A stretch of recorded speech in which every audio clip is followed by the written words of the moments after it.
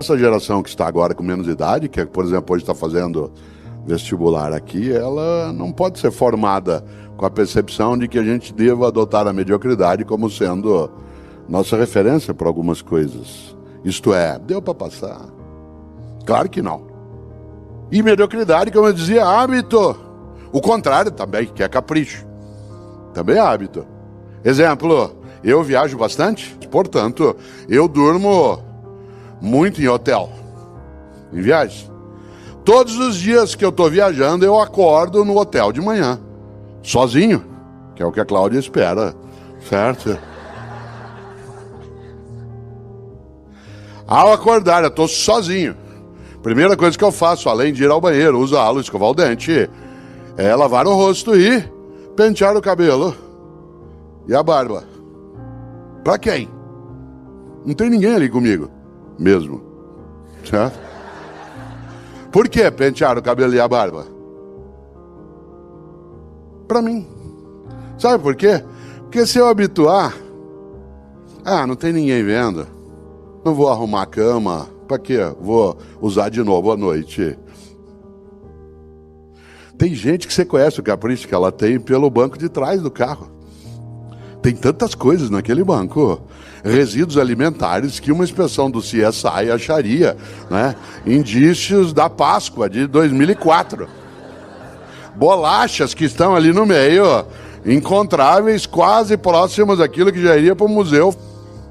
Capricho. Capricho. Porque nós precisamos afastar de nós e daqueles que conosco chegam nesse mundo contemporâneo qualquer tipo de atração pela mediocridade em relação a várias faces do nosso cotidiano. Mas não, né? Em alguns momentos vem uma fúria interna, e essa fúria é a fúria, mas é a fúria da energia que move uma pessoa que não deseja ser medíocre. Num comentário que fiz no rádio na sexta-feira, lembrei, hoje o grande tribunal que funciona 24 horas é a família. Você tem grupos de redes sociais com a família, é um tribunal dioturno. Ele funciona 24 horas, sem interrupção. Você está sendo avaliado, julgado, não só eu, qualquer um de nós. Se você não der bom dia para todo mundo, às 7h12, se você deixar algum para trás, parece uma ruptura de sangue. Mas é a mesma pessoa que nunca te procura para oferecer nada.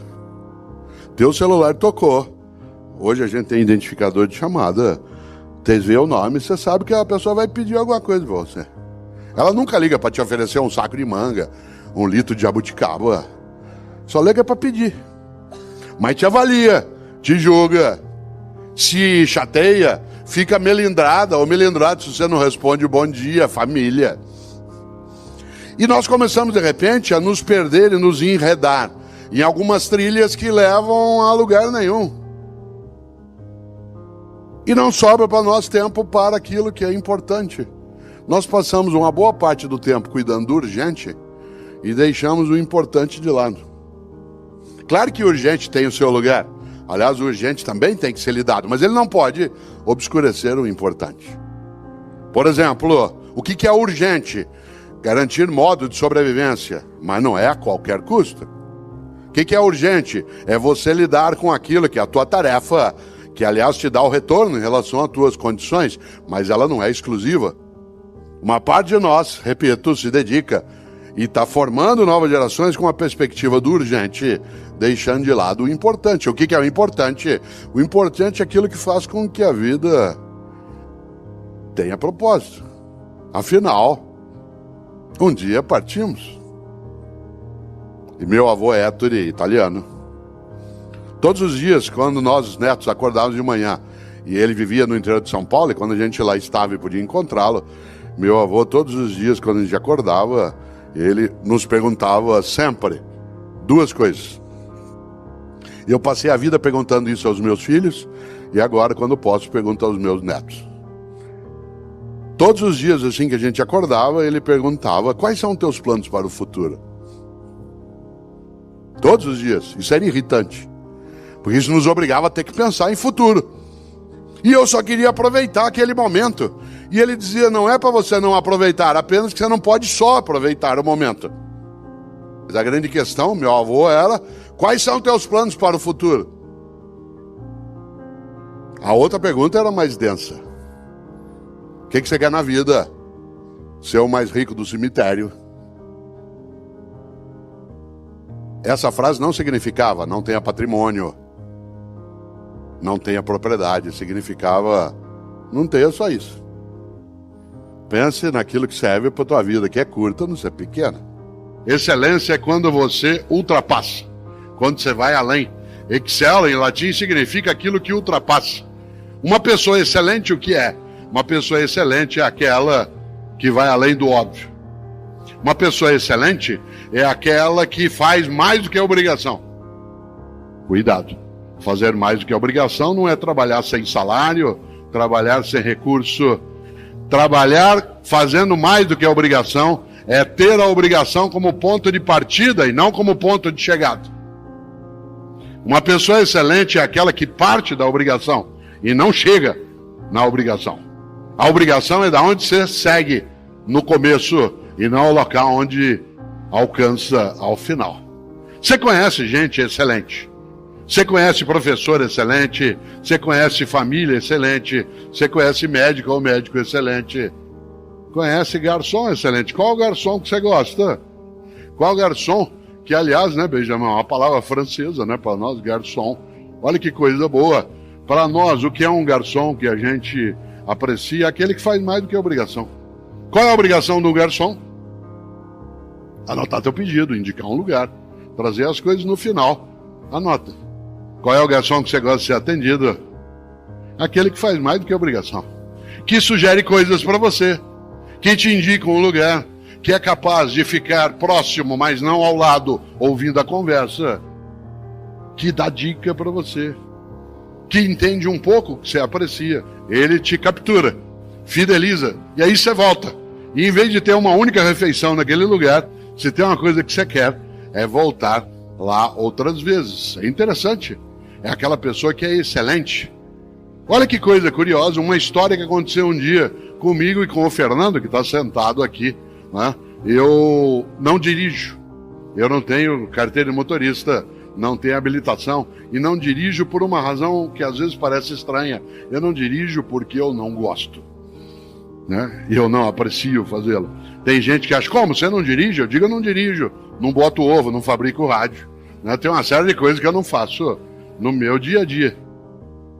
E eu não dirijo, e o Fernando, que aqui está, né, ele faz comigo os percursos, os lugares, e ele dirige. Eu nunca esqueço, não sei se o Fernando se lembra, há uns 6 anos, nós estamos voltando de São João da Boa Vista, uma ótima cidade, quase na fronteira de São Paulo com Minas, né, em outro lado de Minas, e a atividade terminou 9h30 da noite, mas naquele momento não havia pandemia, e ao final havia uma sessão de autógrafos, e quem tinha livro, havia sessão de fotos, coisa que hoje nós, por enquanto, não podemos fazer. Aliás, porque queremos ficar todas vivas e vivos e bem. E nesse sentido, naquele momento, saí eu, depois que a palestra terminou, para os autógrafos e fotos, e tudo terminou perto das 11h30 da noite. E nós com uma fome danada, querendo comer alguma coisa, a gente tinha tomado um lanche na hora que chegou, mas já estava muito tarde. Saímos de São João da Boa Vista, pegamos a estrada e nada aberto na estrada. Todos os postos já fechados no horário que a gente passou, era 1h e pouco da manhã, tudo fechado. De repente a gente está vindo e vê a luz acesa num posto de gasolina. Fernando entrou, a gente babado de fome, já era 1h e tanto da manhã, e eu rapidamente fui até o balcão, ali havia uma estufa, e nessa estufa 2 bolinhos. E eu disse ao garçom: por favor, o senhor nos dá esse bolinho? Ele disse: eu, se fosse o senhor, não comia não. Isso criou um afeto nosso. Aliás, quando a gente pode, a gente passa por lá. Atenção, olha que pessoa excelente. Ele não se contentou em ser exclusivamente um vendedor. Tal como o faça o teu melhor, não pode sê-lo pela maldade, pelo indecente, pelo inaceitável. Embora fosse um negócio, uma regra boa na vida é: não fazemos qualquer negócio. Não fazemos qualquer negócio. Só que ele não se contentou, olha que interessante, em dizer o que eu posso fazer. Nós dissemos, e não dá para a gente pedir um sanduíche. Ele disse, a essa hora a cozinha já fechou. Atenção no que eu vou dizer agora, porque é isso que marca o passo de uma pessoa que procura excelência na atividade dela. Em vez de dizer, a cozinha já fechou, o que eu posso fazer? Ele disse, como vocês estão com fome, eu vou preparar um sanduíche frio. Se vocês não se incomodarem, eu pego o pão, coloco um pouco de manteiga, né, de presunto e queijo. Ótimo. O que ele fez? O melhor na condição que ele tinha. Eu insisto, eu não estou dizendo que você é medíocre. Estou dizendo que você e eu podemos ficar medíocres. Quando? Quando a gente deixa de procurar o melhor na condição que a gente tem e fica se habituando com o possível. E quando a gente se habitua com o possível, a única coisa que a gente faz é sair por aí resmungando. O que eu posso fazer? Isso não dá certo. A vida é assim. O impossível não é um fato, ele é apenas uma opinião. E aí eu quero lembrar algo num dos meus livros chamado Não Espere pelo Epitáfio. Eu cito exatamente uma perspectiva que eu gosto bastante, trazida um dia pelo grande mineiro de Itabira, Drummond, Carlos Drummond de Andrade. Ele, num dos seus poemas, diz algo que eu sintetizo de um modo que ele não escreveu. Eu é que faço uma síntese do poema a partir daí, quando a ideia seria: eu escavo a casca do impossível até achar o possível lá dentro. Eu escavo, claro, para quem nasceu numa área de Minas, como é o caso de Itabira, a ideia é clássica: eu escavo a casca do impossível até achar o possível lá dentro. Mas esse possível não pode ser o ponto de chegada, ele tem que ser o ponto de partida. E pessoas que querem fazer o seu melhor não têm o possível como seu ponto de chegada, mas como ponto de partida. Dizendo de outro modo, uma pessoa que não queira ser medíocre, ela procura o tempo todo a excelência. E o que é excelência? Excelência é quando você ultrapassa o óbvio, vai além. Excelência é quando você faz mais do que a obrigação. Atenção, fazer mais do que a obrigação não é trabalhar sem direito, sem salário, sem condição. Fazer mais do que a obrigação é ter a obrigação como ponto de partida e não como ponto de chegada. Uma pessoa que faz mais do que a obrigação é aquela que parte do possível para chegar até aquilo que é o seu melhor. Cuidado. No Brasil nós temos um pouco a síndrome do possível. Quer ver um exemplo? Você leva teu carro no mecânico, às vezes da manhã cedo, e diz: olha, meu carro está com um barulho estranho. Ele diz: vou fazer o possível. Você vai ao médico e diz: doutor, eu estou com uma dor no pâncreas. Ele diz: vou fazer o possível. Você chega para um professor e diz: professor, eu não estou entendendo isso aqui, o senhor pode me explicar? Eu vou fazer o possível. Você assusta nessa hora. Há 4 anos, vai fazer agora, nesta semana, tive que colocar uma prótese no joelho direito, porque numa atividade semifísica eu tropecei, bati o joelho num banco de areia e, entre aspas, quebrei o subcondral. Não quebra, mas seria o assemelhado a uma fratura. Tentei por um tempo com fisioterapia, etc. Não deu, e aí eu tive que colocar uma prótese completa no joelho direito, que aliás é uma prótese, como vocês notam, funciona. É uma prótese alemã por dentro e por fora sou eu. E uma das coisas boas é que o cirurgião que colocou a prótese, uma pessoa extremamente preparada, em São Paulo, onde vivo, já imaginou se um pouquinho antes de eu entrar em estado de dormência mais profunda, um pouquinho antes de eu entrar dentro do efeito mais forte da anestesia, eu olhasse para ele e falasse assim: doutor, vai dar certo? Ele dissesse: vou fazer o possível. Se desse tempo, naquela contagem regressiva de 10 a 9, eu ia pedir para sair correndo. É claro. Excelência é quando você, usando a palavra vindo do latim excel, quando você ultrapassa, quando você vai além, quando você sai do óbvio. Sabe por que nós estamos aqui hoje? Nesta sala, na sala Minas Gerais? Sabe o que nós estamos aqui?